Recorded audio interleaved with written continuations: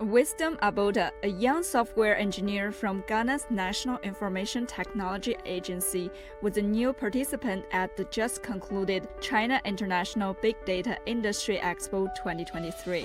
Prior to the expo, Abota visited several big data companies and factories, as well as a smart agriculture base in China. Abota said he was amazed by how big data and its application in building smart cities are taking shape in China.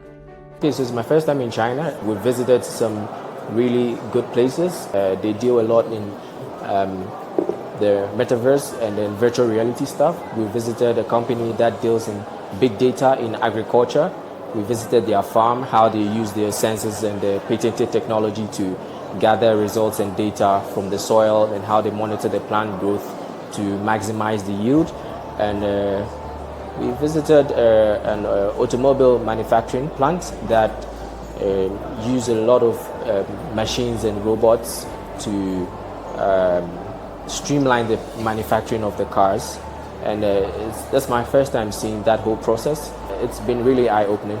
The China International Big Data Industry Expo 2023 concluded on Sunday in Guiyang, the capital of southwest China's Guizhou province, with a contractual investment worth 61.3 billion yuan, signed during the three-day event.